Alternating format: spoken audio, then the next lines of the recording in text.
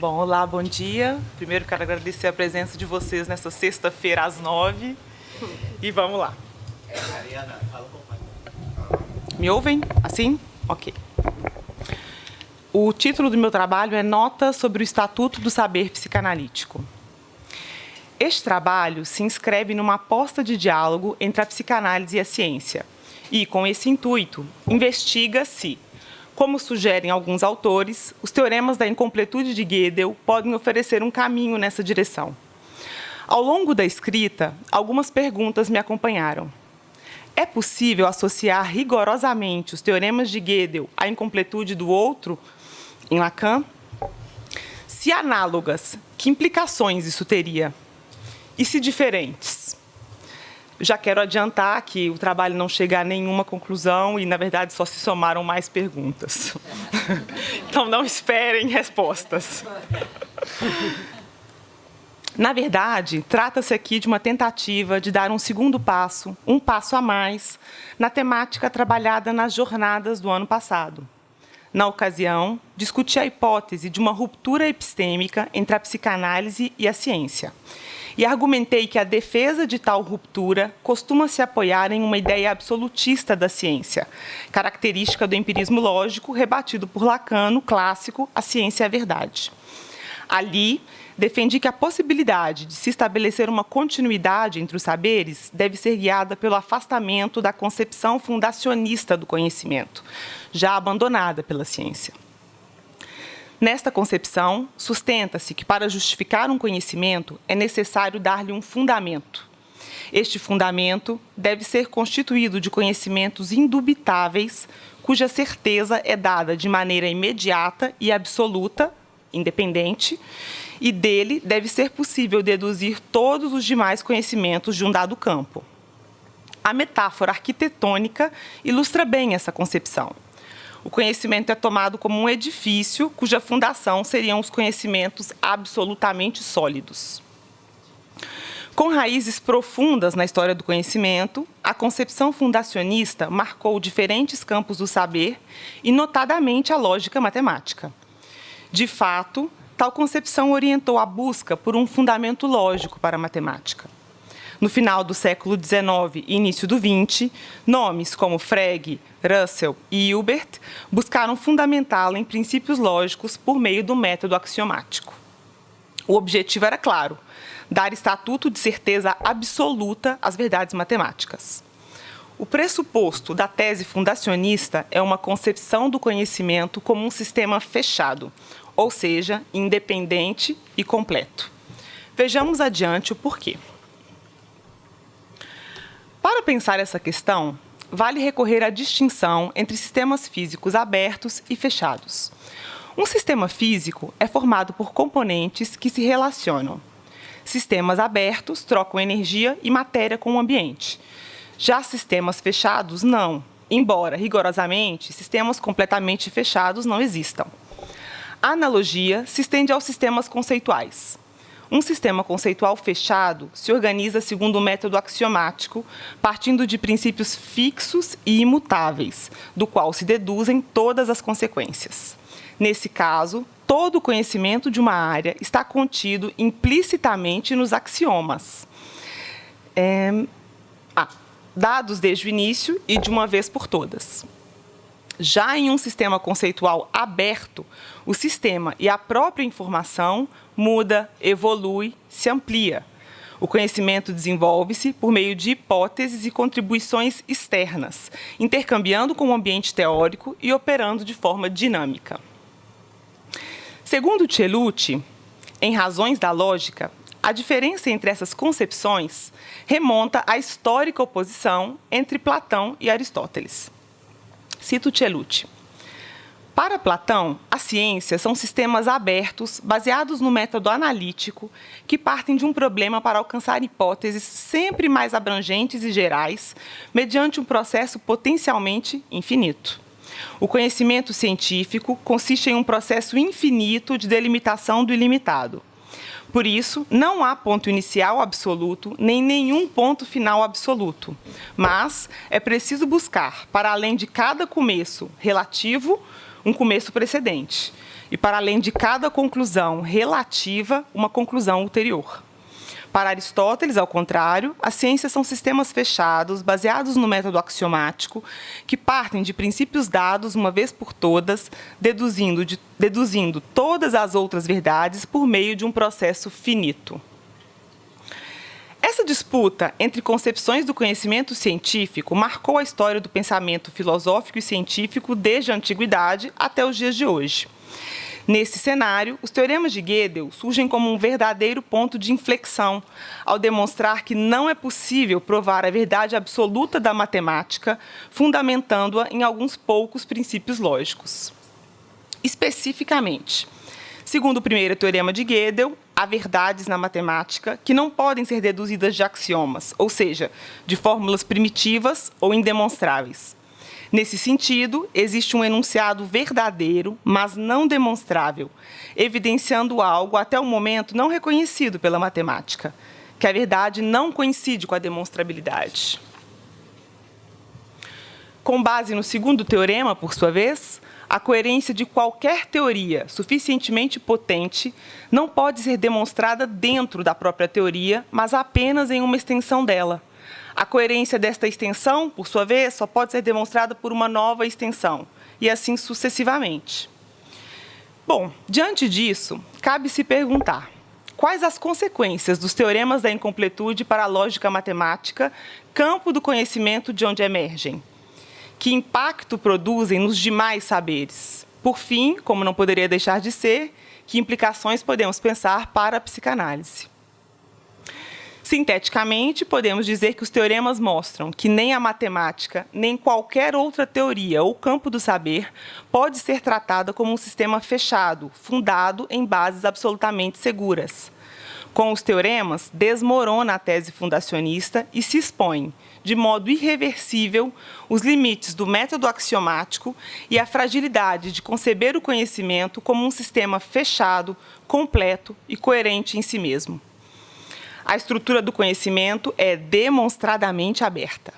Porém, como acontece usualmente quando um paradigma é posto em xeque, a assimilação desses resultados não foi simples nem imediata. Ainda hoje, não são poucos os que limitam e subestimam suas implicações. Os teoremas na psicanálise. No nosso contexto, os teoremas têm sido invocados como uma possível via de entrada da psicanálise no campo científico. Para Edelstein, esta teria sido a intenção de Lacan.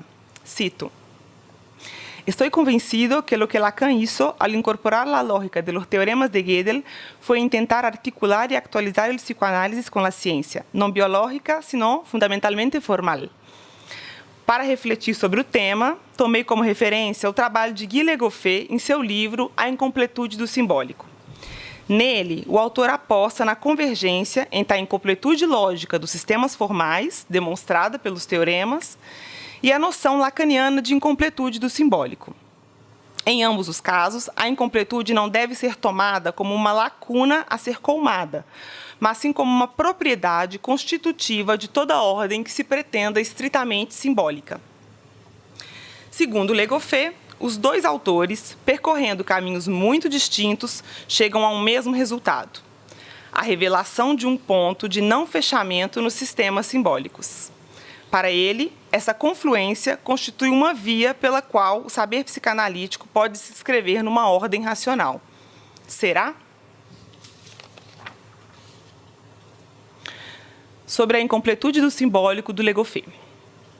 Para sustentar a hipótese de uma convergência entre as incompletudes, Legoffet organiza sua análise em dois grandes eixos temáticos. No primeiro, ele reconstrói cronologicamente os caminhos lógico-filosóficos empreendidos em busca da univocidade do saber científico. A concepção fundacionista constitui o pano de fundo desse percurso. Seu ponto de partida é a proposta cartesiana de uma Mathesis Universalis, no século XVI, que estabelecia as bases metafísicas para um conhecimento verdadeiro e rigoroso, cujo paradigma era a matemática. A partir desse ideal de certeza e univocidade, Legoffet acompanha as elaborações de Frege e de Hilbert. Frege buscou construir uma linguagem que pudesse cifrar o mundo de maneira unívoca, mas seu projeto foi abalado pelos paradoxos de Russell, inaugurando a chamada crise dos fundamentos da matemática. Hilbert respondeu com seu programa formalista, estabelecendo uma linguagem que rompia de vez com o laço entre o signo e o mundo, isto é, com a verdade, segundo a tradição clássica, e que se baseava num jogo formal de símbolos. O percurso culmina com os teoremas de Gödel, pondo um fim definitivo em qualquer esperança de um ideal de saber absoluto e unívoco. Deixa eu tomar uma água.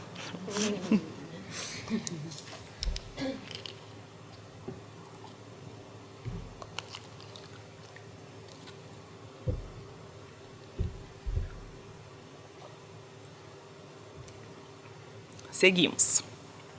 No segundo eixo, por sua vez, guiado pela temática da representação e assumindo uma perspectiva de continuidade entre Freud e Lacan, o que, evidentemente, tem consequências para o tema, Legoffé realiza um percurso, impossível de ser abordado em detalhes agora, que vai das primeiras teorizações de Freud sobre as representações de palavra e representações de coisa, até o estabelecimento de um sujeito estrutural por Lacan.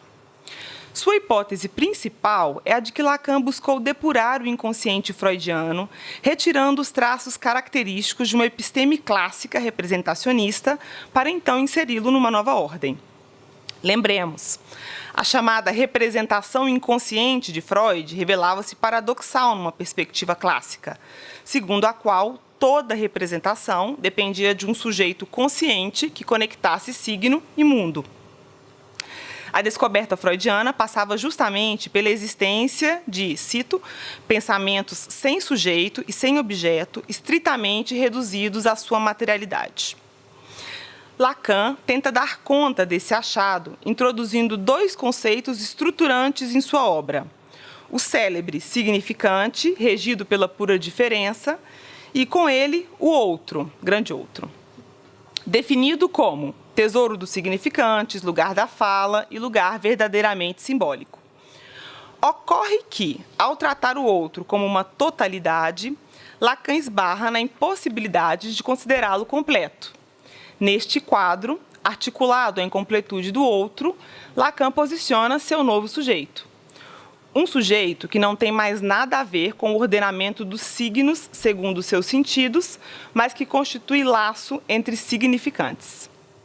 Será com esse sujeito, reduzido unicamente à dimensão simbólica e depurado de toda carga semântica, que a perspectiva da incompletude pode vir à luz nas mãos de Lacan. Bom, embora possam parecer desconexos à primeira vista, para Legoffé, um problema central conecta esses dois eixos. Inseridos em ordens discursivas tão diferentes. A ruptura com a problemática da representação da tradição clássica, operada pela introdução de uma disjunção entre letra, formalismo, e signo, campo da representação. Para sustentar sua tese, o autor aposta principalmente num paralelo entre o trabalho formal de Hilbert e o simbólico de Lacan.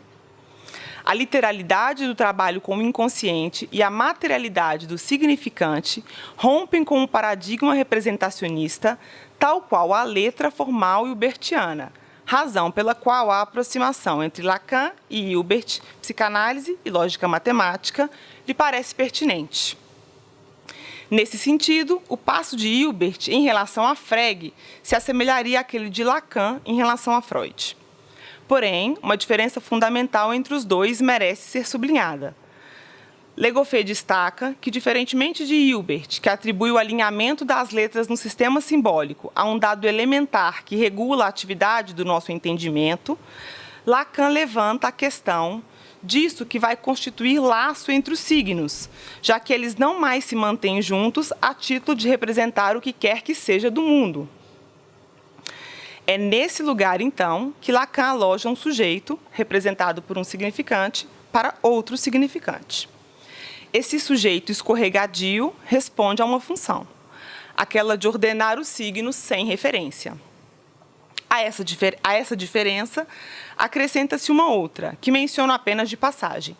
Ao contrário do que ocorre na lógica, em Lacan não há identidade da letra consigo mesma. Onde Lacan, Hilbert e Gödel parecem não caminhar mais tão juntos. Vimos até aqui que Le Goffet aposta na convergência dos sistemas de Hilbert e de Lacan, pautando-se na ideia de que em ambos haveria uma prevalência do elemento literal. Nos dois percursos, pelo recurso ao escrito, a incompletude constituiria um ponto de chegada ao se operar com estruturas simbólicas.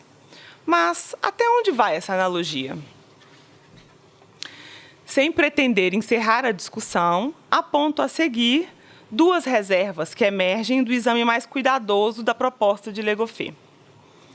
A primeira diz respeito à equivalência entre os modelos de Lacan e Hilbert. Não só porque o simbólico lacaniano não possui as características indispensáveis para se definir um sistema formal. Isto é, ter um conjunto finito de símbolos primitivos, regras de formação, axiomas e regras de inferência. Mas também porque seria equivocado aplicar o teorema à língua natural e à dimensão da fala. Essa é uma crítica comum da lógica, dos lógicos.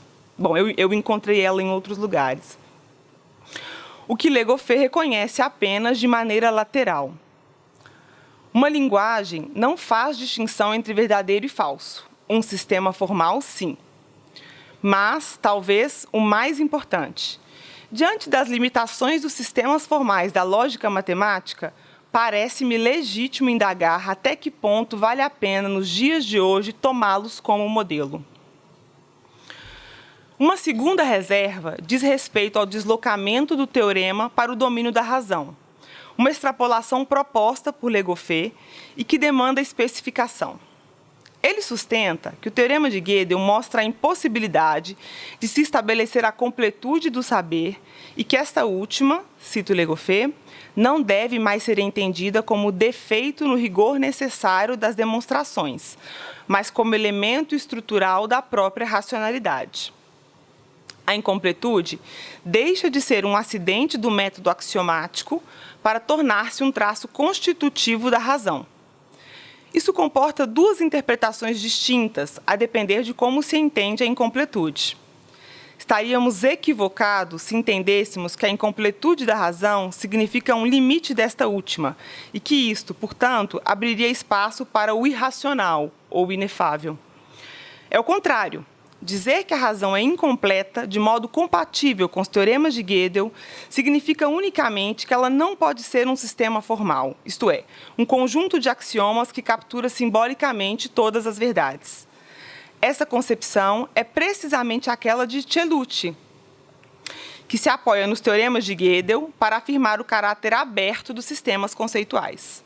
Para dizer o mínimo, como lembra Cellucci, as inferências racionais dedutivas desempenham um pequeno papel no raciocínio e há vários tipos de raciocínio racional, mas não dedutivo.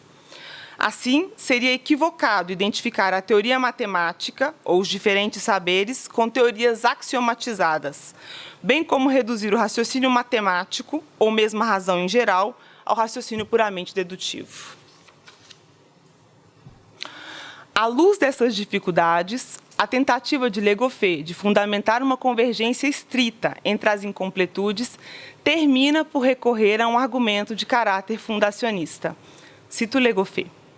Estaríamos enganados em só ver na aproximação dessas abordagens uma analogia distante, pois isso seria, ao mesmo tempo, pensar que essa incompletude é estritamente localizada na lógica matemática.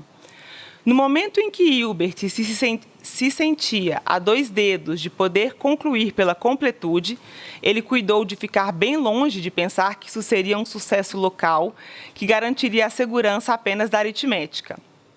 Ele sabia, ao contrário, pertinentemente, que a autofundação da aritmética ultrapassava em muito esta última, já que ela mesma está no princípio de toda ordem racional. Um saber como fundamento dos demais? Ora, como vimos, essa é justamente a ilusão que os teoremas vêm desmantelar. Parece difícil sustentar, nos termos propostos, uma correspondência rigorosa entre as incompletudes, o que não deve significar abrir mão das implicações dos teoremas para o campo psicanalítico. Reconhecer o saber como aberto certamente abre caminho para a ideia de um saber não sabido, em que termos, porém, ainda resta saber. É isso. Obrigada.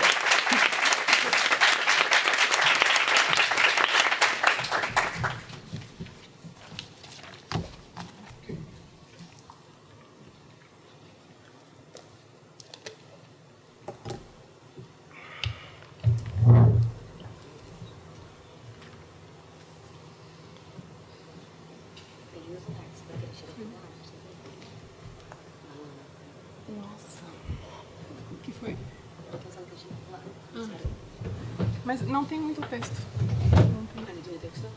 Não muito. Ok.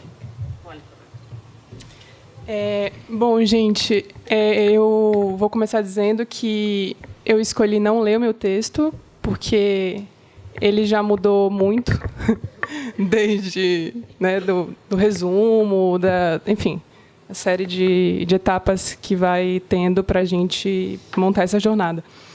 Então, eu vou apresentar meio que o meu canteiro de obras, assim. A minha pesquisa tem a ver com a minha pesquisa de mestrado. Só que ontem de noite me deu um... Eu fiquei, gente, será que eu vou conseguir ficar só na associação livre, assim? E aí eu achei melhor botar no papel, assim, minimamente, algumas coisas que eu não gostaria de esquecer de mencionar. Tá bom, assim, o jeito. Só um minutinho. Bom, eu senti fazer sentido começar por dizer que a questão que me movimenta sempre foi, continua sendo, como fundamentamos nossa prática, como dizemos do que fazemos clinicamente, uma vez que todos somos influenciados por uma base teórica, quer saibamos, quer não saibamos. Para lidar com essa questão, faço coro aos trabalhos apresentados até aqui, no que eles mostraram como o diálogo com outros campos do saber se faz fundamental para a gente não sucumbir a uma lógica de condomínio, onde todos falaríamos uma única língua, o famoso lacanês. Cenário em que só conversas de bar e corredores costumam conseguir aliviar aquilo que o crítico literário Harold Bloom chama de angústia da influência. Cenário, no entanto, que não tem me parecido ser o dessa jornada, haja vista o tom das discussões suscitadas pelos trabalhos, a nos mostrar que é possível, sim, coexistir em diferentes sotaques teóricos, ainda que, ou melhor, justamente graças ao exercício de tensionamento das ideias, dos argumentos. Bom, sobre o trabalho que me cabe apresentar hoje, eu queria começar contando um pouco do contexto. Gabriele Volpe, colega de coordenação do grupo do Seminário 20, me convida uns meses atrás para escrever um texto para uma mesa de tradução e psicanálise que Lindsay estava planejando para as jornadas, que foi a mesa 1 ontem. Então, o título do meu texto, Tempo e Saber, é um texto que foi inicialmente endereçado para aquela mesa que, supostamente, eu também integraria. Eis que, quando sai a programação, eu percebo que o meu trabalho foi colocado numa mesa diferente. Eu não sei quem organizou as mesas, deixo o direito à opacidade ainda do nome dessa pessoa. Então, bom, poderíamos duvidar do quanto tanto interferiria, sim, no meu texto, essa suposta realocação de mesa. Mas, uma vez que estudamos Lacan, sabemos do quanto uma mudança de elementos numa cadeia de significantes tem a chance de mudar retroativamente o sentido de uma história, de um texto. A famosa ideia de que, numa análise, a gente muda o passado. Então, eu quero dizer o quê? Que eu tomei tal suposto equívoco em relação às mesas como um convite a exercer meu direito à opacidade, aludindo à apresentação de ontem da Alba e da Karime. Escutá-las ontem falando sobre essa expressão me fez ler retroativamente a troca de mesas como um direito a uma opacidade por vir. Então, a questão do tempo, que está presente no título, seria inicialmente uma articulação com a tradução, trabalhando a tradução da palavra grega kairos, que a Bárbara Cassan comenta já no efeito sofístico, mas de forma mais trabalhada no Já que o Sofista.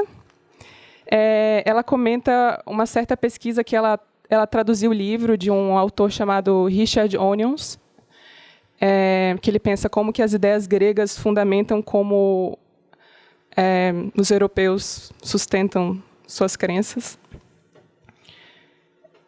Então, ela comenta essa pesquisa, né, em que abre uma possibilidade da gente ler kairos como uma homonímia. Só, assim, tem kairos e kairos, eu não sei falar grego, mas é só uma diferença de acento, um iota que tem um acento e tal. E isso abre uma possibilidade, né, de leitura de kairos como uma palavra, como um intraduzível, como ela chama, né, no dicionário dos intraduzíveis. Intraduzível aqui, como foi dito ontem, né, na mesa, como que não cessa de não se traduzir. Então, eu achei interessantíssima essa chave de leitura que ela dá para a gente pensar alguns problemas do campo, principalmente o problema do ato analítico. Não sei, talvez na mesa seguinte, o Boto talvez vai abordar um pouco algumas leituras que eu acho problemáticas sobre o ato analítico. Enfim, acho que precisamos pensar melhor, né, desambiguar algumas coisas. Então, eu vou apresentar essa leitura dela, vou trabalhar melhor essa relação como eu penso na psicanálise do intraduzível de Kairos em outro momento, pois nesse exercício do meu direito à opacidade eu me dei conta de que desenvolver os argumentos para esse link me demandaria mais tempo de fala do que esse que nos foi combinado para hoje, né? Então, como eu dizia, a troca de mesas me veio como um convite a exercer meu direito à opacidade na medida em que me apresenta um novo rearranjo de elementos a acompanhar meu trabalho. Não mais com a tradução, agora com a questão do saber, né? Ainda que já tivesse ali no meu título, né? Mas deu uma outra configuração. Isso teve um efeito performativo no meu texto. Eu costumo pensar nesses termos. Como se só depois desse rearranjo de mesas é que eu passasse a saber o que tinha a dizer antes sobre o tema do saber. O tema do saber, no meu caso, diz respeito à minha pesquisa sobre sofística e psicanálise, muito em diálogo com a leitura da filósofa Bárbara Cassan. Pesquisa que tem a ver com o meu mestrado, que eu estou em fase de conclusão, né, na Universidade Federal do Rio Grande do Sul, sob a orientação da professora Marta Dagor. Para quem não tem familiaridade com o tema da sofística, eu explicaria dizendo em poucas palavras que foi o tema de pesquisa em que eu pude endereçar a seguinte pergunta: como desfazer com palavras o que foi feito com palavras? Como dizer do efeito performativo que uma análise pode produzir? Como dizemos teoricamente do efeito que a fala do analista pode produzir na vida de alguém, a ponto da própria pessoa estranhar a forma com que ela costuma contar de si mesmo, contar da sua própria história? A sofística, em sua recusa da ontologia aristotélica e por configurar na história da filosofia como uma prática da oralidade, assim como é a psicanálise, se fez uma boa interlocução para pensar a radicalidade da ideia de que é impossível haver um significante que diga o ser do sujeito sem restos, teorizada por Lacan com o estudo dos teoremas da incompletude de Gödel. Então, nesse cenário, o rearranjo das mesas teve um efeito em mim de supor uma enunciação do meu próprio texto, enunciação que, de repente, pareceu alheia à minha própria autoria, e que caberia a mim fazer alguma coisa com isso. Eis a opacidade. Mas, uma vez que seria insuportável viver só na opacidade, fui em busca de comentários de alguns colegas, interlocutores por quem tenho afeto, a fim de que eles pudessem me ajudar a ler essa tal enunciação suposta por mim enquanto leitora do meu próprio texto. Como se, de repente, me visse imersa na tal angústia da influência teorizada por Harold Bloom, a qual citei no começo. Angústia tão comum quando nos dedicamos a ler exaustivamente, com profundidade, determinado autor, autora, né? Que acaba acontecendo no contexto de pesquisas acadêmicas, principalmente. Essa profundidade na minha pesquisa significou a minha leitura de 8 dos livros da Bárbara Casan nesse último ano. E, bom, chega aquele momento que eu me pergunto onde estaria, enfim, o furo da proposta da Bárbara Casan em sua leitura sobre sofística e psicanálise. Meu colega Luiz Fernando Boto havia apontado um furo em dezembro do ano passado, na mini-jornada da Pola São Paulo, que eu não concordei com ele na época. Eu continuo não concordando que seja aquele o furo que ele aponta, que seria a ausência da dimensão transcendental na leitura dela. E na minha leitura existe. Eu leio a logologia como conceito que, de alguma forma, condensa a dimensão transcendental. Logologia, o ser é efeito do dizer, em poucas palavras. Mas qual seria, então, o resto não integrado pela proposta da Casan sobre a relação psicanálise e sofística que meu texto me insistia em querer me dar notícias? Há uma pausa agora para o anúncio, que é o livro Outras Leituras dos Escritos de Lacan, que está à venda aqui no evento, na banca. Tem um texto meu em que eu trabalho a proposta do que eu chamei de sofística lacaniana, e nesse trabalho eu estava começando a aprofundar a minha leitura na obra da Casan, né? Se vocês verem ali as referências bibliográficas, eu cito, acho que 7, 8 desses livros dela. Porém, desde a escrita daquele texto, que a gente envia, né, para os organizadores com bastante antecedência, que foi em fevereiro. Então, quando eu enviei para o Sander e para o Felipe Oliveira, em fevereiro até hoje, minha pesquisa sobre o tema avançou bastante. Hoje, eu diria que, no momento da escrita daquele texto, eu ainda não tinha condições de decantação da leitura, de leitura mesmo, para enxergar um furo na proposta dela que me interessasse me posicionar, né? Então, fica essa observação quando vocês lerem, se já leram, né, o texto. Indo direto ao ponto, agora. O furo da proposta da Casan, que hoje eu consigo situar, é que ela descontextualizou, na leitura dela, de Jacques o Sofista, a frase de que o psicanalista é a presença do sofista em nossa época, só que com outro estatuto, que é uma frase proferida por ela no Seminário 12. E é um seminário que ela não cita no Jacques Sofista, ela cita o Seminário 20. Eu cheguei a contar as citações, eu não me lembro se são 40 ou 60. E é um livro curto, olha o tamanho, ela faz quase assim um quebra-cabeça, uma montagem das citações. Tudo bem, né? Ok, a desleitura dela. Mas me pareceu que faria sentido, né, enquanto pesquisadora, qual que era o contexto que essa frase foi proferida? Qual que é o uso que o Lacan estava fazendo do texto do Platão, né? Porque é o texto do Platão, o sofista. Então, ela pega, né? Ela pega, na verdade, com a história dos sofistas na filosofia para fazer a leitura dela de que o Lacan é um sofista, né? Então,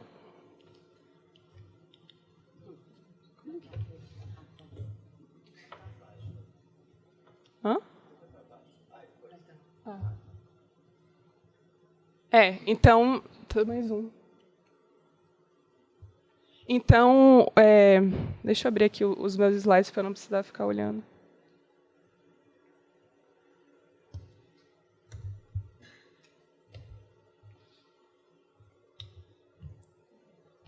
Então, o objetivo da minha pesquisa, né, é pensar essa máxima no contexto do Seminário 12, que é o contexto que ela foi proferida, né, justo. Então, qual o problema crucial faz com que o texto de Platão, o sofista, seja interessante para Lacan naquele momento? Né? O título do Seminário 12 é Problemas Cruciais da Psicanálise para a Psicanálise da Milênio.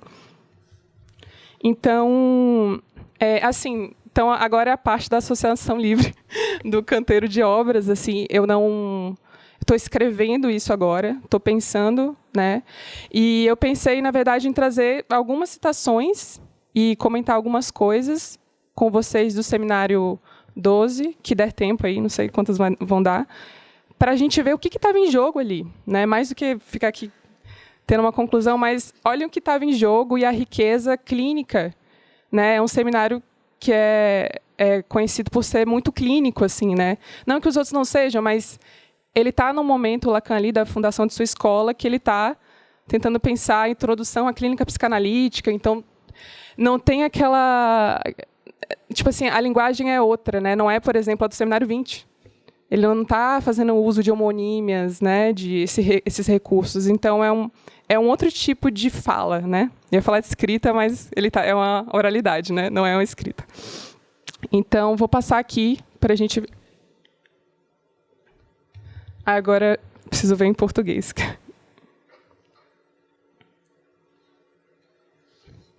Vejam, né? Se ser psicanalista é uma posição responsável, a mais responsável de todas, pois é a encarregada de operar uma conversão ética radical a que introduz o sujeito na ordem do desejo, uma ordem da qual toda a retrospectiva histórica do meu ensino, uma tentativa de situar a posição filosófica tradicional, lhes mostra que, de alguma maneira, ficou excluída. Então, olha que forte, né, essa frase, assim. Ele está... Vocês conseguem ler? Ele está num momento de críticas muito fortes, né, aos pós-freudianos e de como se estava perdendo a dimensão de ética, de introdução do sujeito na ordem do desejo, né? É como se... Aí está o tema do saber, né? É como se os analistas tivessem os pós-freudianos que ele está criticando, né? Na visão dele. Não sei, eu não leio com profundidade os pós-freudianos nesse momento, mas é como se ele estivesse criticando um fetichismo do saber. Olhem que curioso, né? Porque a gente fala muito assim sobre o saber, a gente usa isso muito positivamente, mas é um momento que ele está criticando uma certa posição que os analistas pós-freudianos estavam sabendo demais, né? E aí, bom, precisamos pensar o que o analista faz, como desfazer com palavras o que foi feito com palavras, né? E por isso que ele vai... E aí está aí um furo também da leitura da Cassan, que eu acho que não tem como a gente pensar nisso sem topologia. Acho que não tem, assim. E aí tem uma... Eu vou passar mais uma. Essa citação aqui, né? E vejam como que ele está situando assim, ó, o que acontece na história da filosofia, o que acontece na história da psicanálise, também tem algo que acontece na história da filosofia. Ele está pensando sempre nesse diálogo, assim, né? Se essas categorias, se sua articulação, a de S barrado, A e objeto A, tem algum significado, não é para acrescentar a uma bagagem cultural destinada a aplicar-se sempre que possível, mais ou menos às cegas. Essas coisas são construídas em torno da experiência analítica, e não é menos valioso saber como o analista pensa sobre ela. Que ele queira ou não fazê-lo em termos de pensamento, que se exprima, não sou dos que filosofam. Não muda nada. Quanto menos se tenta filosofar, mais se filosofa, na verdade. Então, é realmente assim, né, um momento de muita crítica ao contexto da época ali. E aí, né, a questão de saber, né? Olha como ele coloca os termos. Qual seria o paradoxo? Qual seria o paradoxo de uma exigência e de um dever que não fosse aquele que o sábio e o sofista sempre assumiram, isto é, ter uma resposta para tudo? Isso foi uma coisa que... Porque eu estava assim, né, a última fase da minha pesquisa, assim, tá, o analista é a presença do sofista em nossa época, mas com outro estatuto. Tá, mas qual que é o estatuto que ele está recusando? Então, isso já é uma pergunta, né? Qual que é o estatuto, né? Porque podem ser vários, né? Várias as leituras de como a gente lê, e que ele poderia escolher recusar. E aí eu achei numa lição que não é a lição que ele faz essa frase, é uma lição, sei lá, em outro mês anterior, essa frase que, né, minha hipótese agora é que ele está criticando, enfim, manejos pela conta-transferência, que seria ter uma resposta para tudo. Então, é um pouco esse como eu estou lendo agora, né? Se eu vou pular... Tá. Essa aqui que eu queria comentar sobre a topologia. Se o desejo é algo que encontramos no inconsciente freudiano, é na medida em que ele é algo completamente diferente do que até agora se chamou uma tendência desconhecida, um mistério animal. Se o inconsciente é o que ele é, essa abertura falante, poderíamos dizer que o desejo é a ruptura pela qual uma superfície se revela como acósmica. Eu não consigo pensar essa frase sem a topologia, né? Eu acho que enfim, Garrafa de Klein, que ele está trabalhando ali naquele momento, mas Crosscap, Seminário 9. E eu fiquei pensando numa coisa assim que o Samuel colocou ontem, né? O Samuel colocou ontem, a Bárbara depois retomou algo, né? Como que a gente pensa o não todo do Lacan, né? E eu acho que é um passo, porque a gente fica muito assim, né? O sujeito enquanto emissão de outridade. Mas tá, beleza, Big Bang da linguagem, mas qual que é a operação analítica? O que o analista faz para modificar essa estrutura, né? Que é o corte, que aí é o corte na topologia, e, bom, como pensamos isso, né, clinicamente, na oralidade, na fala, mas que ele foi na topologia por algum motivo, né? Então, quando ele pensa essa coisa do acósmico, ele está tendo essa visão do desejo como aquilo que incomoda, como aquilo que insiste, como aquilo que resta, que não é integrado na cadeia significante. Então, eu acho que tem essa dimensão assim que queria trazer da discussão que ficou ontem, assim que o Samuel falou do não todo, né? Acosmismo, né? Acósmico. Cosmo é harmonia, né? Então, acósmico é aquilo de como que como que a gente se estranha, né? Então, como que rompe a harmonia. Como que a gente rompe a harmonia da forma como alguém conta a sua própria história. É topologia, mas é também teoria da leitura, né? De como a gente lê um texto, escreve, enfim. Ok. Tá, tá, só duas mais, peraí.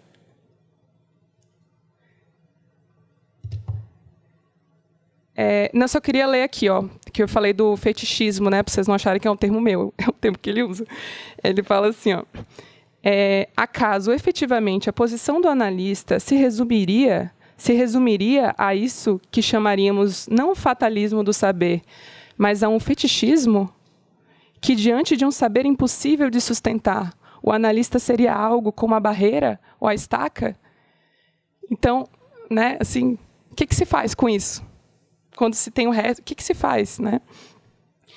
Então, só para pensar, porque eu acho a última agora, para vocês verem como que ele vai pensar a cura nesse contexto, com Pascal, né? Que é um filósofo que fala sobre a impossibilidade de saber, de um saber total, né? Precisamos apostar, precisamos jogar, né? Assim, não dá para ficar querendo saber a exaustão. Então, acho bonito isso, assim, a forma que ele fala aqui. Não sei se é a mais rigorosa de ler, né? Ué, cadê essa? O que significa a cura? É precisamente o que ocorre em algum momento em que Pascal interrompe o jogo e pode, então, repartir as apostas de maneira satisfatória para ambas as partes. A cura não tem absolutamente outro sentido senão essa repartição das apostas em algum ponto do processo. Então, só para encerrar assim, né, dizendo que toda essa questão do saber, né, que tem essa crítica ao Descartes ali nesse seminário, ele vai responder com Pascal. E, bom, como a gente pensa o desejo do analista, como isso que possibilita uma outra aposta possível. Não no sentido de que, vamos lá, um voto de fé, não. Mas a gente vê que a gente já nasce apostando em algo, assim, né? A gente já se constitui apostando. A aposta ela é inerente, assim, somos condenados a apostar. Então, que a gente possa, né, numa análise, tem a chance da gente poder repensar nossas apostas. Seria um pouco isso. Desculpa ultrapassar.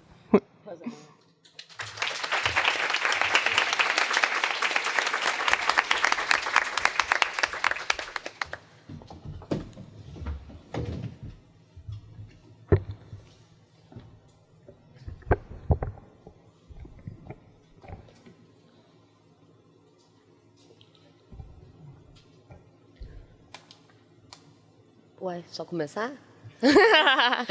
Tá, bom dia, então. Eu vou ler o texto. E aí, eu sou iniciante, né? Primeira vez apresentando. Pode ser que eu acelere demais e alguém manda eu dar uma seguradinha para eu ler um pouco mais devagar.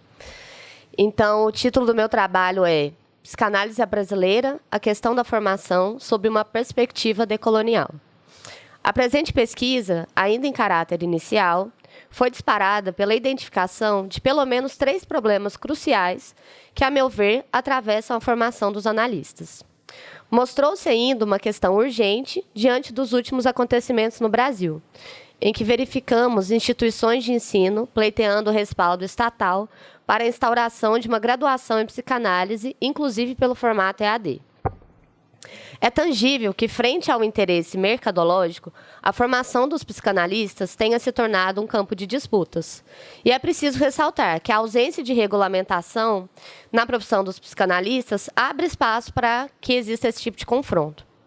Discutir a formação, que não chega a ser consenso nem entre os próprios psicanalistas, seria, então, um primeiro passo para resguardar a sua função. Nesse trabalho, eu chamo para a roda quem fala a nossa língua, pisa no nosso terreiro, e o método utilizado para pensar e dar corpo à questão é uma prática decolonial, proposta por Luiz Antônio Simas e nomeada como encruzilhada teórica. O posicionamento das articulações parte do princípio proposto pelo autor, em que a encruzilhada é o tempo e o espaço entendidos e praticados para que esses inéditos viáveis saltem, reposicionando a condição e a capacidade de inscrever uma outra resposta. Dessa forma, a pesquisa visa a possibilidade de que, ao cruzar interrogantes como o problema da descontextualização, o problema do ensino-formação e o problema da ausência de inventividade, saltem ao centro da problemática um inédito viável, no sentido freiriano, em que, embora inédito, haja uma solução dialógica possível de ser realizada. Primeiro ponto, o problema da descontextualização. A psicanálise deve necessariamente reconhecer a sua relação com a alteridade que a funda, tal que a sua prática no Brasil é, em sua tradição, eurocentrada, branca, capitalista, cisgênero e heteropatriarcal, e, portanto, tradicionalmente descontextualizada do território brasileiro, tão vasto em corpos, identidades, expressões, culturas e ritmos. O movimento decolonial busca reconhecer, incrustados em nossa praxis, marcadores históricos da colonização. Entendo que, se não estão a psicanálise nem os psicanalistas apartados dessas marcas históricas, menos ainda se encontram os aspectos formativos. De modo que as contradições encontradas na teoria, clínica e formação são as mesmas da estrutura historicamente determinada nas quais se insere a prática da psicanálise. Assim, ao não analisarmos as estruturas de poder em que a formação dos psicanalistas estão submetidas, corremos o risco de repeti-las incansavelmente.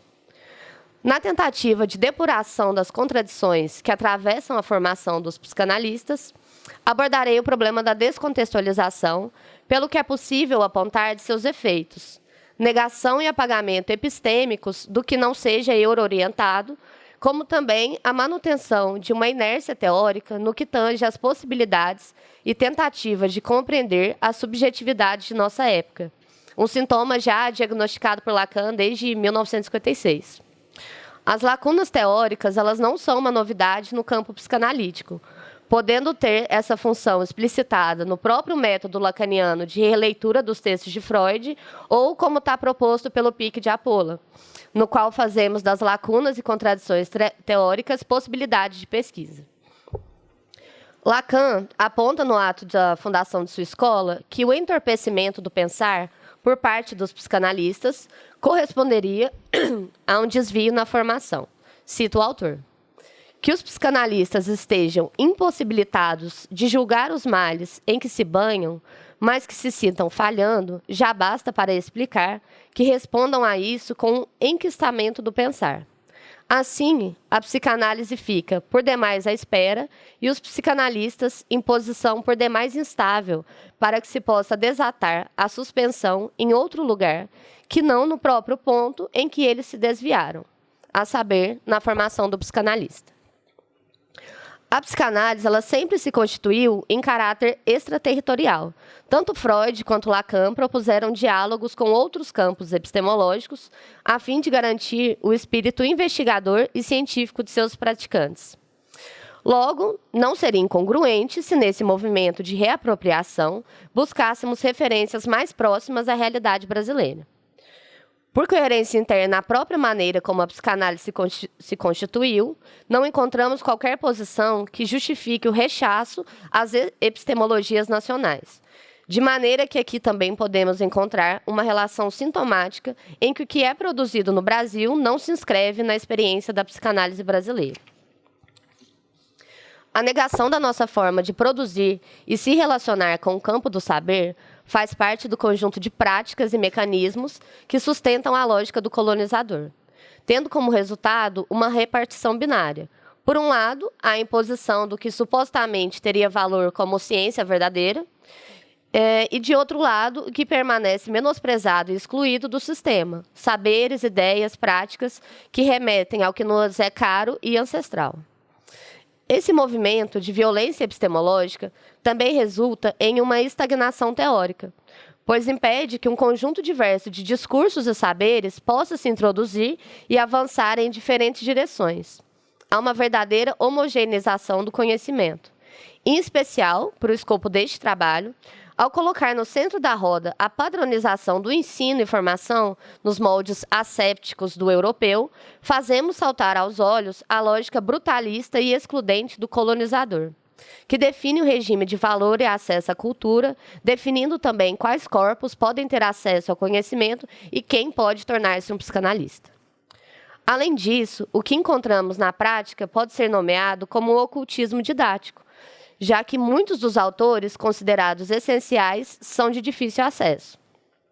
Obras caras, produções em língua exclusivamente estrangeira e, além dos problemas de tradução, ainda se referem a um contexto muito distante do leitor brasileiro. Dos poucos que podem consumir esse material, muitos se inscrevem em série na posição das chamadas suficiências, em toda a sua composição imaginária, lacanês, termos em francês, toda a pompa e elitismo, maneirismos, que nada tem a ver com a originalidade brasileira. O problema do ensino e formação. Nesse segundo tópico, busco somar esforços às vozes de outros autores que, por reconhecerem que a mudança necessária não poderia permanecer encarregada ao acaso, se debruçaram sobre a problemática da formação em uma ação elucidativa e transformadora. Me situo na roda com o questionamento: qual seria o embasamento teórico possível para pensarmos o ensino e a formação dos psicanalistas no Brasil? E nada mais justo do que trazer a palavra daqueles que anteriormente pisaram nesse mesmo chão.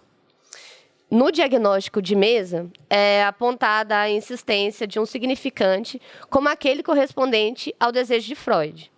Embora o enunciado de Freud instigasse a pesquisa e desenvolvimentos do campo, a sua enunciação contrariava os seus ditos. A existência do Comitê do Sete e a própria escolha do termo controle para designar as supervisões escancara, para quem sabe ler, os interesses freudianos de manutenção da teoria, ponto a ponto, tal como ele a formulava.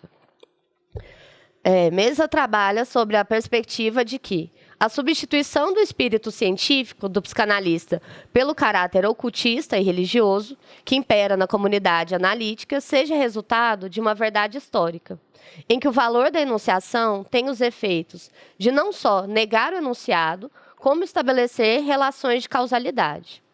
Embora o enunciado fosse da ordem de um desejo científico, através do qual a psicanálise pudesse sobreviver apesar do tempo, grande parte da tentativa de evitar com que a psicanálise se desviasse do seu sentido original mostrou-se como uma ausência de aspecto criativo, um elemento indispensável para qualquer avanço teórico.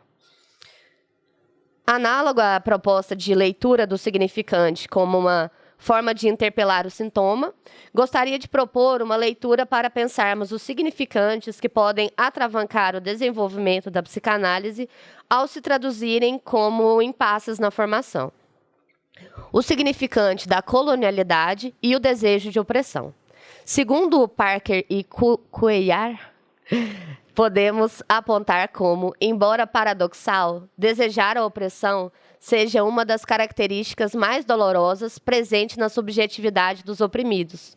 Fato que pode ser contemplado na consistência imaginária atingida em algumas concepções da formação, parecer, falar, agir como mestre. Por sua vez, o trabalho realizado por Dutra aponta como a formação em psicanálise se situaria ao lado de um trabalho de formalização, a ser realizado na teoria, no qual o pensamento deve ser necessariamente crítico e rigoroso. Ao passo que a ideia de transmissão, tomada como processo formativo, revelaria um impasse, a posição passiva dos psicanalistas diante do saber e, por conseguinte, a produção de psicanalistas em série. Porém, penso também que a transmissão poderia ser pensada a nível de uma ética e método, para guiar a realização de um ofício, ainda que pelos trilhos da errância, como a Amanda estava falando ontem. Por sua vez... não, errei. Calma aí, já foi isso aqui. Articulando tais ideias com Paulo Freire, temos que a transmissão se situaria nos moldes da educação bancária, antidialógica por natureza, uma vez que o conteúdo programático é apenas depositado nos educandos. Não é que não haja uma transmissão possível do conteúdo, mas esse modelo não favorece a curiosidade e a investigação. Logo, seus fins se aproximam mais de uma declaração, comunicado, registro, mas não são em si formativos. Já a prática libertária, proposta por Freire, refere-se ao exercício de liberação, em que o sujeito torna-se capaz de se reconhecer como agente e vítima da história. A assunção desse reconhecimento só é possível num processo dialógico. Aplicando ao contexto da formação em psicanálise, o processo dialógico favoreceria reconhecer na praxis a incidência dos desejos de opressão que atravancam o nosso caminho. A formalização ao lado de uma educação libertária é estrategicamente articulada para fins formativos. Quando o educador realiza a mediação do conhecimento, aproximando o conteúdo da realidade dos seus educandos, permite que a curiosidade se instigue em direção à criatividade. Ao contribuir com a sua experiência, o educador pode direcionar para que o pensamento se torne cada vez mais crítico, no sentido mesmo de rigor metodológico, formando não só cabeças com saberes, mas cabeças pensantes. O problema da ausência de inventividade. Nesse tópico, tomo o diagnóstico de um rechaço à intelectualidade como a posição de um sujeito sob efeito significante. Logo, não se refere a uma condição necessária, mas se qualifica como um produto histórico dentro da praxis psicanalítica. A ausência de inventividade não é um acontecimento natural. Logo, ela é passível de ser contraposta. Quanto aos acusados de pouca capacidade criativa, podemos notar a frequência com que denominam o seu processo de aquisição do conhecimento e reconhecimento pelos seus pares como deformação. Gente, é só eu que não acho isso normal? A escolha do termo não é mero acaso. Como também não é por acaso que diversos jovens analistas simplesmente desistem da prática. O que tem sido deformado na formação dos psicanalistas a ponto de causar esses efeitos? Segundo Lacan, o erro teórico que apontamos na doutrina coloca-nos na falha do ensino, que lhe corresponde reciprocamente. De forma que podemos admitir em seu diagnóstico uma correspondência entre os problemas teóricos e o ensino da psicanálise. A solução dada por Lacan para reavivar o espírito científico dos psicanalistas se concentrava na circularidade dos membros e no dispositivo do passe analítico. Em sua concepção, o passe seria um artifício para que os psicanalistas fossem forçados a reinventar a psicanálise, uma vez que eles deveriam elaborar teoricamente acerca das suas próprias análises, destacando o ato analítico em seu exercício. Mas o fato de Lacan ter dissolvido a própria escola, assumindo seu fracasso, é um sinal proeminente de que as suas proposições para o futuro da psicanálise não surtiram o efeito desejado. Tensionando as propostas lacanianas para a formação com as pedagogias brasileiras, arrisco aqui, preliminarmente, em apontar pelo menos 3 pontos em que as propostas parecem desviar-se de suas metas, provocando uma verdadeira ausência de inventividade e inércia na produção do conhecimento. Primeiro ponto. A crítica pela crítica, uma proposta desvinculada de sua praxis.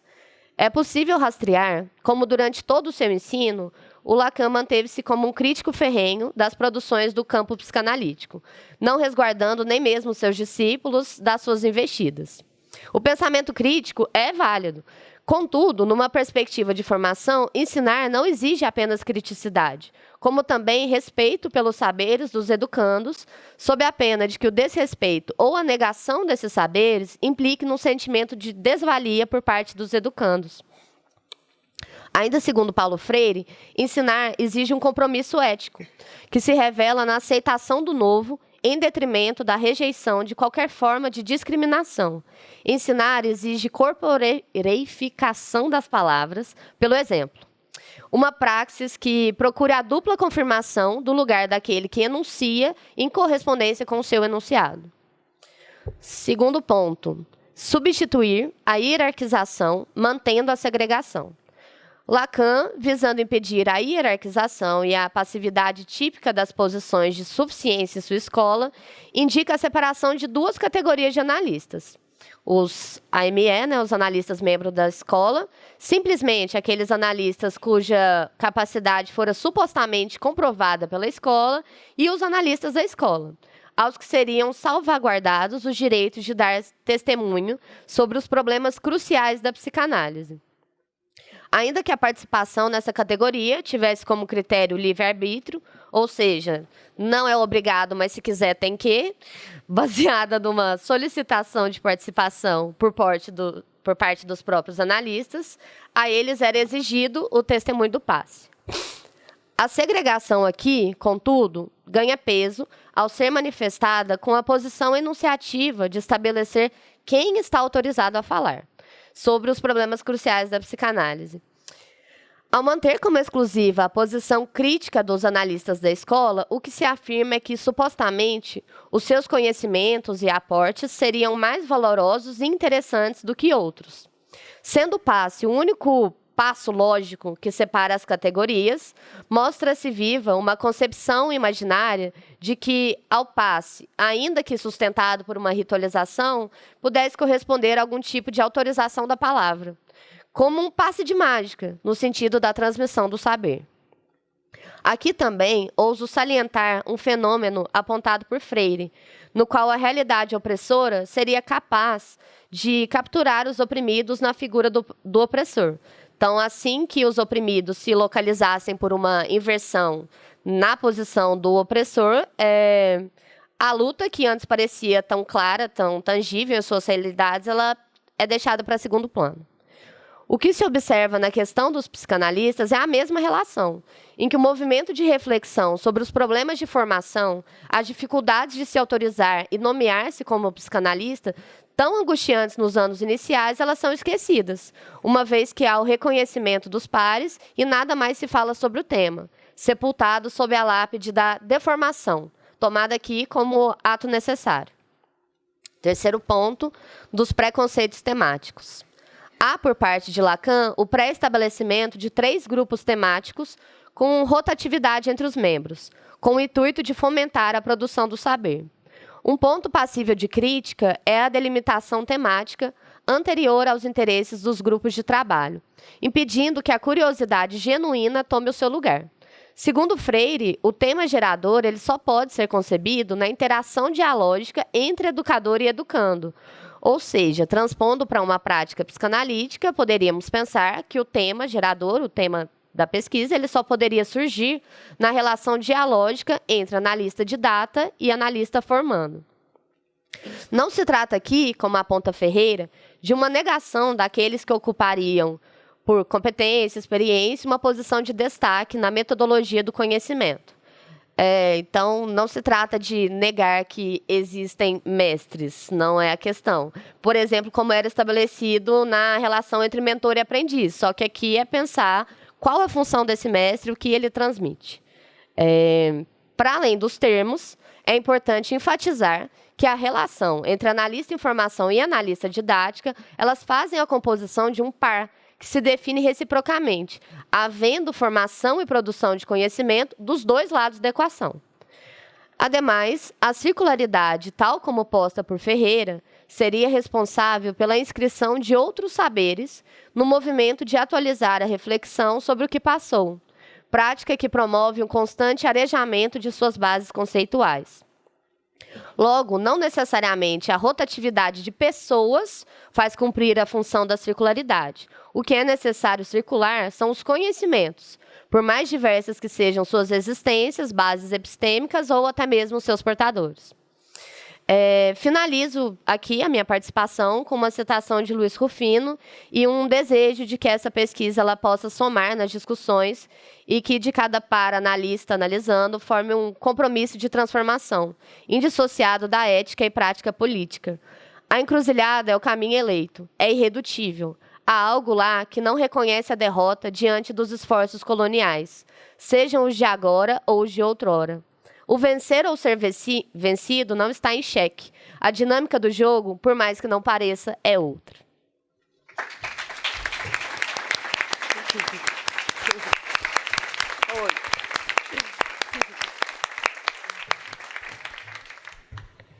Gracias, chicas. No funciona, ¿no? Funciona. ¿Funciona? Bueno, abrimos el espacio para preguntas. Bueno. Temos espaço Já para atrás. 3 perguntas. 3. Bom dia, muito obrigado pelas lindas apresentações. Minha pergunta vai para a Mariana, especificamente. Eu diria que 2 perguntas, mas eu juro que vou ser sintética, que você tocou em assuntos que me interessam, que é a matemática.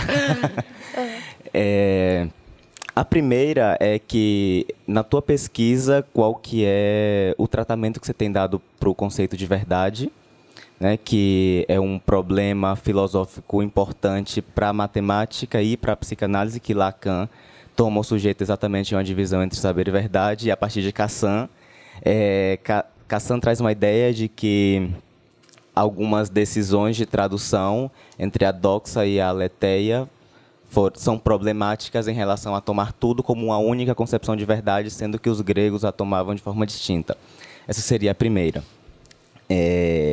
E a segunda é se, a partir do que você, mais para o final da tua apresentação, chama de teorema, que se isso seria aplicado às formulações conceituais psicanalíticas, porque em algumas vertentes da matemática, um teorema necessariamente ele demanda a criação de uma lei, né? E a lei seria o sistema que pode ser aberto, né? E que especificamente delimita o funcionamento de um corpus teórico e sua aplicabilidade. Nesse caso, se daria para pensar uma lei a partir da psicanálise de Lacan. Eu não consigo identificar, mas aí eu jogo para você, porque entraria também uma questão de qual que seria a base da construção dessa lei. Lacan usa pelo menos 3, intuicionismo, logicismo e formalismo, como referências gerais da matemática que ele traz, além de distintos ramos da matemática em geral. Então, não sei se eu deixei claro bem. A segunda pergunta é se você pensa que, no sentido de um teorema, tal como ele é trabalhado em matemática, seria possível fazer em psicanálise. Especificamente a partir da teoria de Lacan. Porque, para mim, o que Lacan fez foi matemismo, ou seja, uma passagem do poema para o matema, que é uma outra estratégia, mas um teorema não. Obrigado.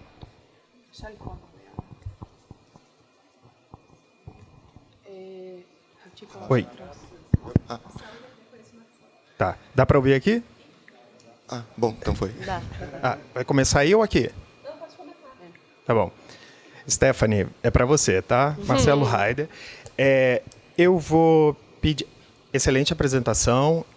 Muito complexo o encadeamento, né? Muitas nuances. Eu vou me deter em um ponto.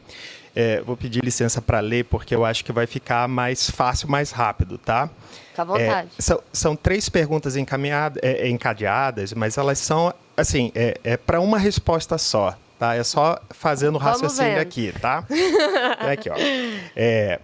Como você aponta, essas lacunas teóricas não acontecem porque não se incorporam os avanços teóricos, como em pesquisas da Pola ou da universidade, no edifício do conhecimento psicanalítico, exigindo uma redescoberta e reinvenção de cada postulante a psicanalista? Não creio que não exista inventividade, mas se a psicanálise se faz sempre num retorno a Lacan, não estamos condenados a uma fossilização da psicanálise ou uma eterna reinvenção da roda? A formalização da formação não seria uma solução possível às duas questões anteriores? Existe um medo não fundamentado de um possível enrijecimento nessa formalização do ensino. Não fundamentado porque, ainda que seja uma solução imaginária, se somos lacanianos e acreditamos nos limites do real simbólico imaginário, existe necessariamente, apesar da solução imaginária, um furo que abre espaço para o desejo. Tá, então. Tem mais uma. Sou ansiosa, desculpa. Então, Alana, achei interessante a tua leitura sobre o acósmico, né? Naquela passagem do Seminário 12. Até então eu lia diferente, não tanto como a ausência de harmonia, né? Como tu disse, mas o acósmico como referência aos corpos celestes do cosmo e tal, né? Para dizer que esse corte da garrafa de Klein, enfim, ocorreria num outro plano, né? Que não o ordinário e tal. No plano topológico, enfim, né? Mas, enfim, isso é mais um comentário. Mas sobre isso, do que é ler em psicanálise, né? Tu citou a desleitura, o Harold Bloom. Queria te perguntar se a desleitura do Goldenberg, tu entende que é a mesma do Bloom? Se são desleituras diferentes? E alguma coisa sobre a diferença, desambiguação de desleitura? E, Mariana, sobre a letra na formalização, pegando um pouco um gancho até na fala do Fauzi, acho que é o Goffey que citou como que não seria representação, então seria a literalidade, né? Mas em outros momentos o Lacan também fala que a letra faria fronteira real e simbólico, ou que na clínica teria que ler ao pé da letra, mas aí parece que está se referindo mais ao significante, eventualmente. Então, queria te ver como é que tu pensa o conceito de letra, então, né? E, Stephanie, mais até um comentário do que uma pergunta, mas apareceram muitos trabalhos, né, sobre formação. Sim. O da Amanda não está no título, mas foi muito sobre isso, o do Fauzi, o seu agora, né? Então, fiquei pensando se é um tema para reunião de sócios, ou se é um tema para uma próxima jornada, né? Mas não no sentido de que a Paula... Acho que a pergunta do Marcelo agora toca nisso de certa forma também. Não que a Paula tivesse que vir a oferecer formação. Bom, oferece várias atividades que a gente pode pensar que são formativas, né? Mas como o Fauzi disse ontem, que posição se tem sobre isso, né? Então, acho que esse é um tema aí para a gente seguir discutindo. Mas é isso, obrigado.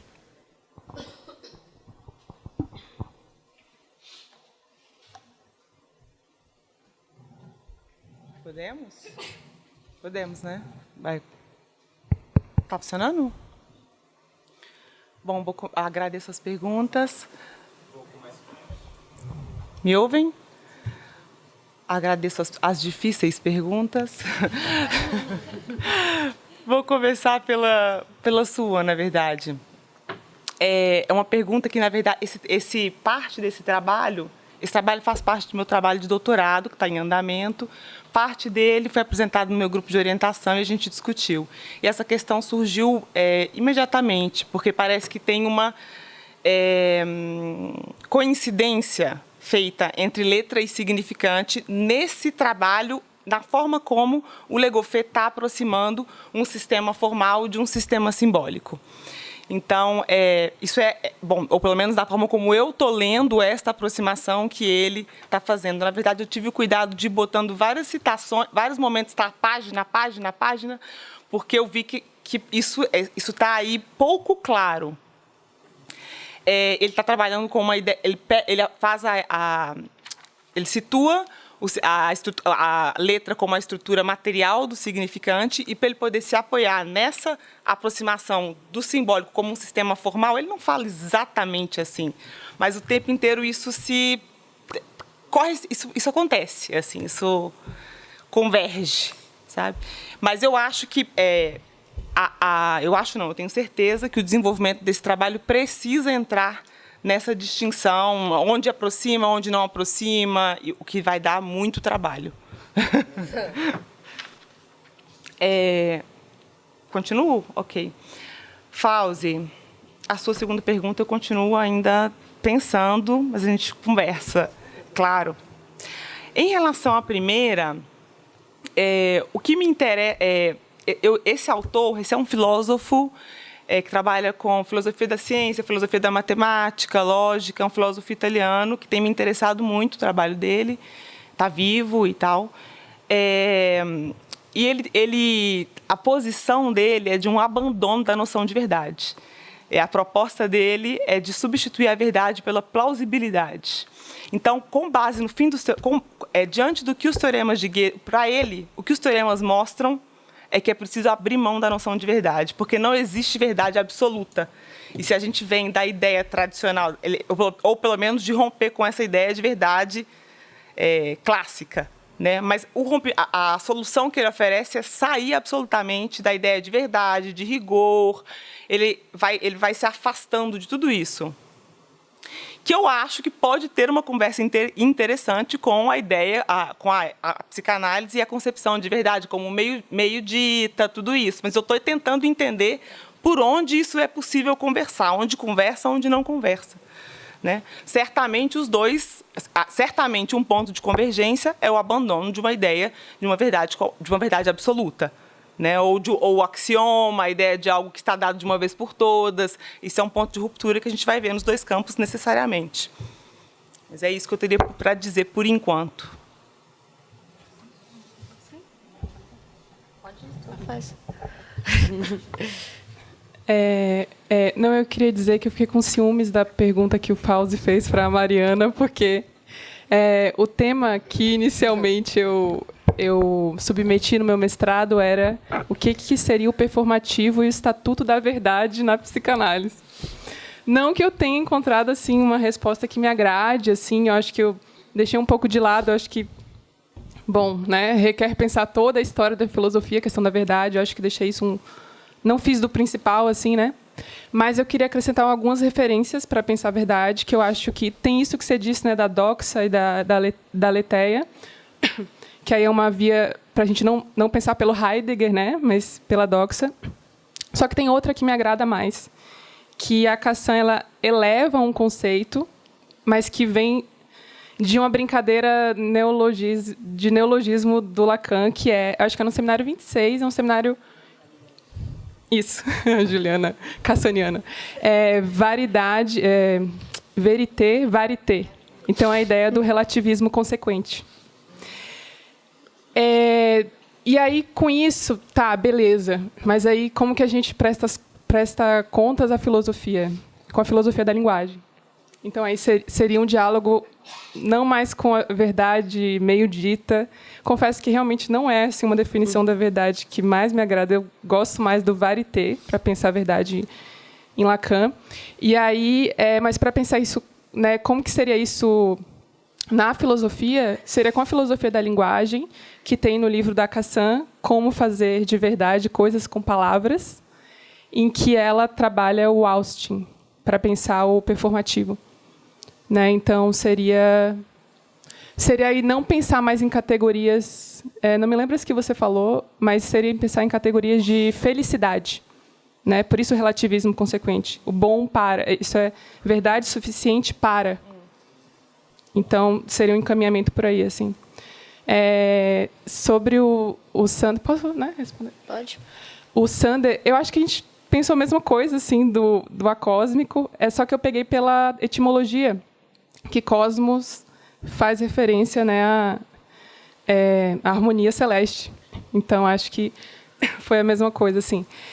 Sobre a desleitura do Goldenberg, vocês, né, acho que não perceberam, mas vou contar aqui. Eu acho que foi uma propaganda no grupo dele. Que aconteceu um grupo... Ele tocou um grupo na Folha São Paulo, né, sobre desambiguar Freud e Lacan, esse ano, junto com Raimundo Filho. E ele me convidou para comentar o texto do Goldenberg. E ali eu faço uma leitura de como eu leio enfim, o texto dele no livro Desambiguar Freud e Lacan, né, aquele texto lá polêmico que deu. Mas eu não vou responder, porque eu já respondi lá, sim, mas eu acho que ele... Mas acho importante colocar, eu não acho que ele não deslê Lacan. porque, bom, teve a crítica do Dum, que está na Folha de São Paulo, que eu achei bem interessante. Eu acho que ele incorporou isso. E no Inconscientes, eu acho que ele consegue desler bem melhor do que no Desler Lacan. Mas a gente precisaria conversar sobre o que é desler para o Harold Bloom, né?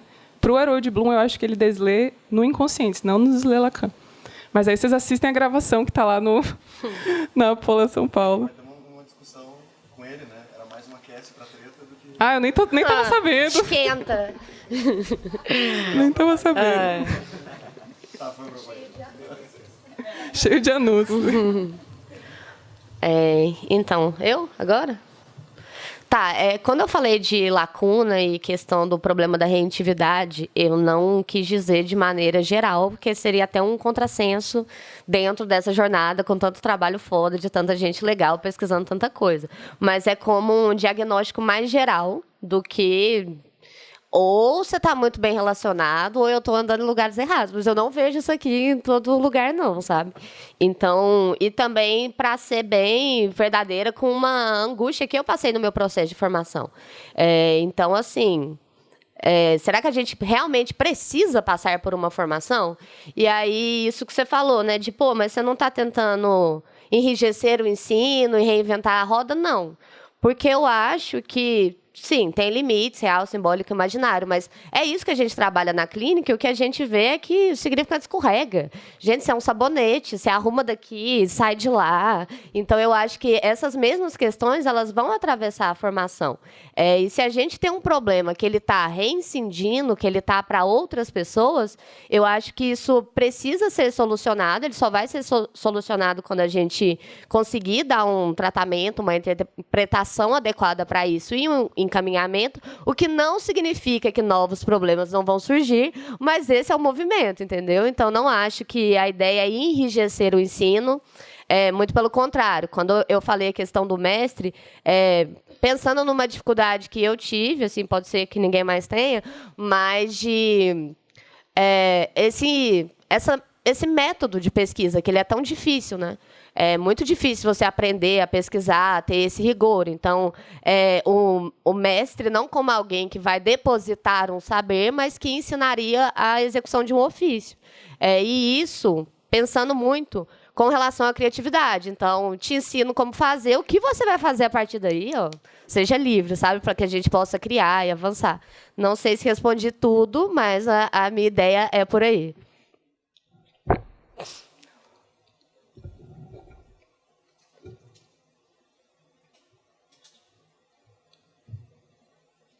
Nadie dice lo contrario, así que sí.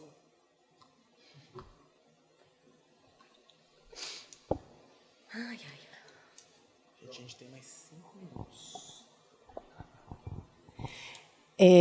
Bueno, muchas gracias a todas por sus presentaciones.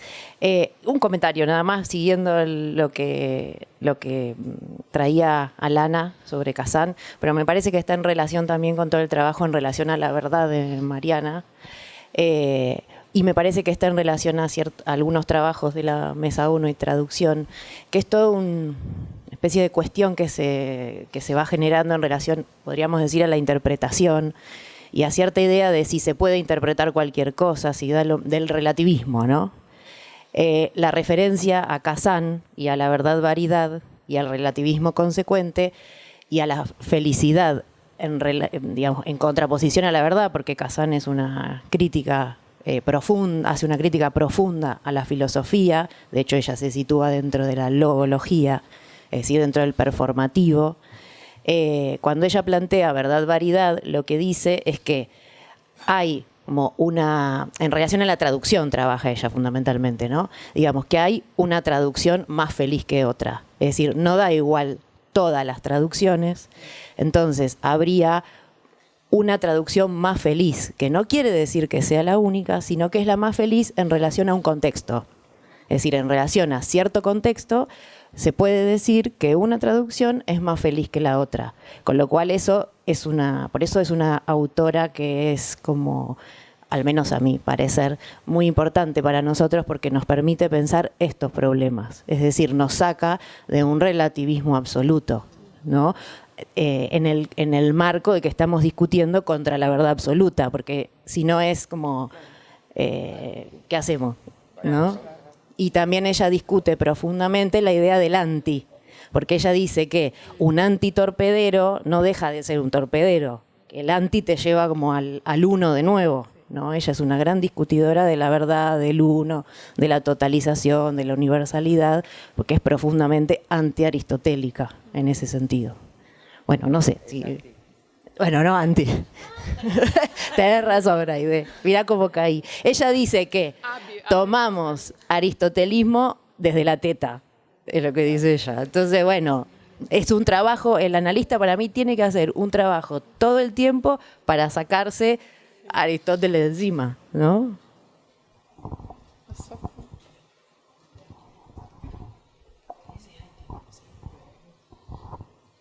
¿Puedo comentar? Não sei, falei espanhol, não sei porquê.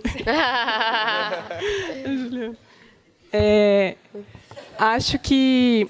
E uma coisa que eu acho que ajuda a gente não cair nessa coisa assim, então é qualquer coisa, é que é pensar esse relativismo a partir de uma expressão que ela usa, que eu acho muito feliz, que aí eu acho que tem tudo a ver, né, com a imersão dela com a psicanálise, que é pensar o problema da tradução como um sintoma de mundo.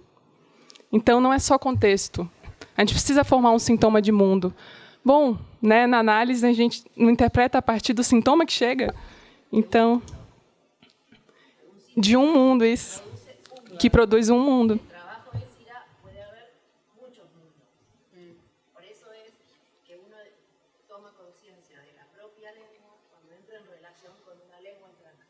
Uhum.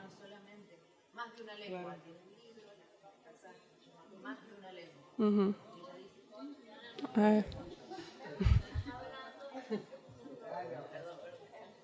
Repete. Hablo a las paredes. Kazan tiene un libro que se llama Más de una lengua, donde ella lo que fundamenta ahí es la necesidad del contacto con una segunda lengua para poder ser consciente de que uno habla una lengua.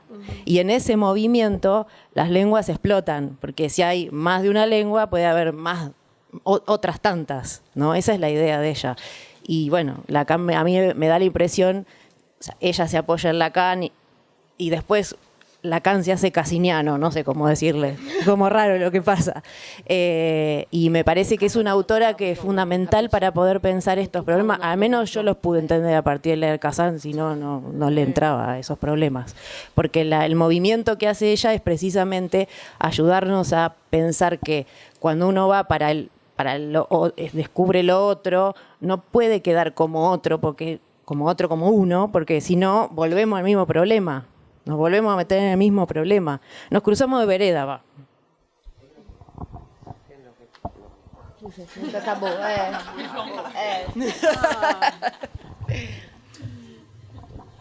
Son japoneses. Bueno. Está bien, al final va a hablar. Acabó. Cortaron la idea. Acabó.